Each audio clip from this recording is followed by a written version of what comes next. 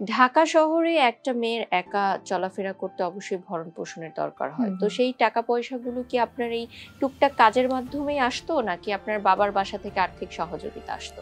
মানে শুরুর দিকে তো আমার মা আমাকে সাপোর্ট করতো, আমার নানু বাড়ি থেকে আমার সাপোর্ট আসতো। তো আমার মনে আছে আমি যখন প্রথম দিন ঢাকায় আসি হোস্টেল ঠিক করার জন্য, সেদিন আমার চাচার বাড়ি হলো আপনার কাজীপাড়াতে আর কি, মিরপুর কাজীপাড়া যেটা বলে, সেখানে তার নিজের 5 তলা বাড়ি আছে। আমার চাচা একজন আর্মি অফিসার। তো আমার কাজ শেষ করতে করতে প্রায় 5টা 6টা বেজে যায়। তো আমি আমার চাচুকে ফোন দিই, চাচু আমার তো কাজ শেষ, আমি এখন কি করব? বললো যে এরকম আমি তো এখন অফিসে আছি, তুমি এক কাজ করো, তোমাকে আমি অ্যাড্রেস দিচ্ছি কাজীপাড়া, এই জায়গাটায় এই জায়গাটায় এসে তুমি দাঁড়াও। আমি ওখানে এসে একটা দোকানে বসেছিলাম, বসে আমি চিপস টিপস খাচ্ছি। আমি চাচুকে ফোন দিলাম, চাচু আমি তো চলে আসছি। বলে ঠিক আছে তুমি ওয়েট করো, আমি আসতেছি। মানে এরকম করে করে করে করে প্রায় অনেক রাত হয়ে গেছে, প্রায় 10টা 11টা বেজে গেছে। এখন ওই দোকানটার লোকটা বলতেছে, আম্মু আমি তো দোকানটা বন্ধ করে দেবো, তুমি তো আর এখানে দাঁড়িয়ে থাকতে পারবে না। আমি চাচুকে ফোন দিলাম, চাচু আমি এখন কি করবো, তুমি তো এখনো আসলে না। তো হঠাৎ করে সে আমার ফোনটা কেটে দিয়ে ফোনটা বন্ধ করে দিল। তো তখন আমি বুঝতে পারছিলাম না আমি কি করব, কোথায় যাব। এত রাতে অচেনা একটা শহর বন্ধ হয়ে যাচ্ছে, অচেনা একটা শহর, আমি কোনো কিছু চিনিও না ওইভাবে। আমি তখন মানে পাকাও না যে আমি সব মানে একটা মানুষকে জিজ্ঞেস করবো, মানে তখন তো মাথাই ঠিক নেই। আমি ভাবলাম কি আমার আরেকটা মানে এলাকার চাচু হয় পাড়া প্রতিবেশী, তার বাড়ি মানে তার বাসাটা আবার হলো সোহরাওয়ার্দী উদ্যানের ওখানে। আমি ভাবলাম ওখানে চলে যাই।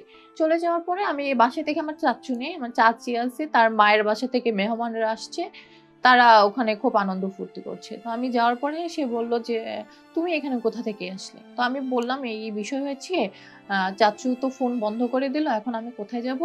চাচি আজকে রাতটা আমি আপনাদের এখানে থাকি।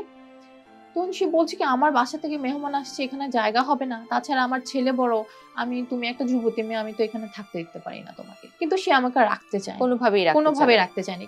আমি এত রাত্রে আমি কি করব, মানে অচেনা অজানা একটা জায়গা। তো তখন মিডিয়ারই একটা ভাইয়া, একজন ডিরেক্টর ভাইয়া, উনি আমাকে খুব নক দিত। তো সেই ভাইয়াটা তখন আল্লাহ জানে হঠাৎ করে আমাকে নক দিয়ে বললো, তুমি কেমন আছো, কোথায় আছো? তখন আমি না এই মানুষটাকে চিনি না, কোনোদিন ওইভাবে কথা হয় না, মানে ভ্যাবে করে ভাইয়ের কাছে কান্না করে বলছি, ভাই এই অবস্থা, আমি এখন কোথায় যাব, কি করব? আমি তো সোহরা উদ্যানের এরকম রাস্তার সামনে এরকম দাঁড়িয়ে আছি, আমি জানি না এই রাত্রে আমি কোথায় যাব। ভাইয়াটা আমাকে বলতেছে কি যে তুমি চাইলে আমার বাসায় যেতে পারো, আমি আমি তো ওখানে আমার মা নিয়ে ব্যাচেলর থাকি, তো একটা রুমের মধ্যে থাকি, তোমার অসুবিধা হবে না তো? আমি বললাম ভাইয়া আমার রাতটা পার করা দরকার, আমার অসুবিধা কি হবে বলেন? আমি সেখানে যাওয়ার পরে ওনার মা নিচে শুয়ে আমাকে উপরে শুতে দিয়েছে। ওকে এত রেসপেক্ট দিয়েছে, মানে এত আদর যত্ন করেছে, আমার মনে হয় যে আমার নিজের রক্ত আমাকে রাস্তায় ফেলে দিল। অথচ যে মানুষটাকে আমি চিনি না, জানি না, আমি যাদেরকে খারাপ ভাবতাম এরা মিডিয়ার মানুষ, এরা খারাপ, এই মানুষটা আমাকে ঘরে তুলে নিল। সে তো আমাকে চিনে না, এই মানুষটা আমাকে ঘরে জায়গা দিল। তারপর পরের দিন সকালবেলা ওই ভাইয়া এসে আমাকে বাসে তুলে দেন আমাকে বাড়ি পাঠিয়েছে।